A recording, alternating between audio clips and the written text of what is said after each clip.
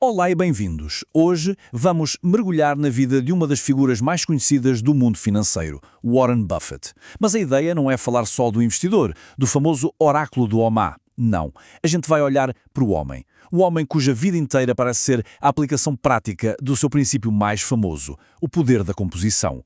Uma vida que é, ela própria, uma bola de neve. E vamos começar com uma citação que se calhar surpreende muita gente, vinda de um bilionário. Não fala de ações, não fala de mercados, fala de amor. E esta ideia é fundamental para a gente entender não só como é que ele fez a fortuna que fez, mas o que é que ele, no fim de contas, considera ser o verdadeiro sucesso na vida. Bem, este é o nosso roteiro. Vamos começar pelo paradoxo que o define, depois viajamos até a infância dele para ver as sementes do império, tentamos entender a sua filosofia de investimento, a importância da confiança, o papel crucial da sua vida pessoal e, por fim, a decisão de doar a fortuna toda. Ok, vamos a isso. Para entender Warren Buffett, a gente tem que começar pelas contradições. Ele é um verdadeiro quebra-cabeças. Reparem bem neste quadro. De um lado, o magnata, a voar num jato privado, a beber a sua Sherry Coke servida a bordo. Do outro, o vizinho de Omaha, que vive na mesmíssima casa há mais de 60 anos e que, dizem as histórias, só lavava o carro se estivesse a chover para poupar água. Isto não são só umas histórias engraçadas, não. É a essência de um homem que construiu uma das maiores fortunas do mundo, mas que nunca perdeu aquele instinto de poupar cada centavo. Mas de onde é que vem esta mentalidade toda? Bem, para isso a gente tem que voltar atrás. A história do Buffett não começa em Wall Street, de todo. Começa nas ruas de Omaha, quando ele era miúdo. Foi aí que as sementes do império dele foram plantadas. Desde muito novo, ele tinha uma coisa na cabeça: ser independente. Como ele mesmo disse, não queria ninguém a dar ordens. Começou a vender pastilhas elásticas de porta em porta, depois passou para a entrega de jornais, acordando de madrugada. Mas o verdadeiro clique, a viragem, foi o seu pequeno império de máquinas de pinball. E tudo, mas tudo mesmo, começou com este valor, $25. Foi o que ele investiu, com um amigo, numa máquina de pinball usada. Puseram a máquina numa barbearia ali do bairro e, quando foram buscar o dinheiro pela primeira vez, a caixa tinha lá dentro exatamente $25. E aqui está o ponto-chave. Em vez de pegar nesses $25 e gastar, ele fez algo que mudou tudo. Reinvestiu. Comprou outra máquina. E depois outra. E mais outra. As máquinas faziam dinheiro que, por sua vez, comprava mais máquinas que faziam ainda mais dinheiro. Ele tinha descoberto, na prática, a magia da composição de capital. O dinheiro a trabalhar para ele. A fase seguinte da vida dele foi a da formação intelectual. E, curiosamente, o que desplotou a sua maior aprendizagem não foi um sucesso, foi uma grande rejeição. Imaginem a cena. Ele estava convencidíssimo que ia entrar em Harvard. Quando a carta de rejeição chegou, foi um choque. Mas como ele próprio viria a dizer mais tarde, foi a melhor coisa que lhe podia ter acontecido. Foi essa rejeição que o obrigou a procurar outras opções. E foi aí que ele descobriu que o seu ídolo intelectual, um tal de Benjamin Graham, estava a dar aulas na Universidade de Colômbia. O que é genial aqui é a simplicidade da metáfora. O Graham ensinou-a a procurar guimbas de charuto, empresas que o mercado já tinha deitado fora, sabe, mas que ainda tinham ali um último trago de borla. O objetivo era simples: comprar barato. Claro que esta foi só a base. Mais tarde, com a influência do seu sócio Charlie Munger, esta ideia evoluiu. Deixou de ser só sobre comprar empresas mais ou menos a preços de saldo, para passar a ser sobre comprar empresas excelentes a preços justos. E essa mudança foi fundamental.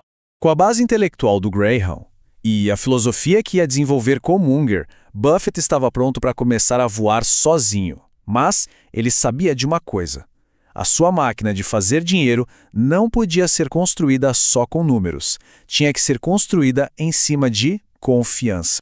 Olhem só para esta lista. Os primeiros sócios dele não eram investidores do Wall Street. Eram a família dele, os amigos mais próximos, pessoas que confiavam nele, na pessoa, não necessariamente na estratégia. E reparem no contributo dele, uns míseros $100. Ele estava a apostar no seu cérebro, não no seu capital, e pediu aos outros para confiarem nisso. E para manter essa confiança toda, à medida que a empresa crescia, ele criou uma regra. Uma regra simples e absolutamente brilhante, que ficou conhecida como o teste da primeira página. A ideia não era só seguir a lei, era agir de uma forma que se pudesse defender publicamente, à frente da família e dos amigos. Isto é integridade em ação. É a pedra basilar do império que ele construiu. Mas a história de Buffett não é só sobre negócios. E estes princípios de integridade não nasceram do nada. Para a gente entender o homem por inteiro, temos de olhar para além do mercado de ações, temos de olhar para a sua parceria mais importante. Muita gente pensaria logo no Charlie Munger, o seu lendário braço direito. Mas a parceria que realmente o moldou, que o formou para além dos números, foi com a sua mulher, Suzy. Ela foi a força que o puxou para o mundo, o seu contraponto essencial. Este slide mostra tudo. Eram o oposto um do outro, mas completavam-se na perfeição. Ele era o cérebro analítico, focado em fazer crescer a bola de neve do capital. Ela era o coração empático, que o ensinou a ligar-se às pessoas. Foi a Suzy que o empurrou para fora da sua zona de conforto, que o ensinou a comunicar e, talvez o mais importante, que mudou a forma como ele via o propósito do dinheiro. Ela não só plantou a semente da generosidade, ela mostrou-lhe que a fortuna só teria valor real se fosse usada para melhorar a vida dos outros. E essa influência foi o que levou diretamente à sua decisão monumental de filantropia. E isto leva-nos ao capítulo final, e talvez o mais significativo da sua história. A decisão de não guardar a fortuna, mas de a doar, aplicando o mesmo princípio da composição, mas agora a uma escala humana.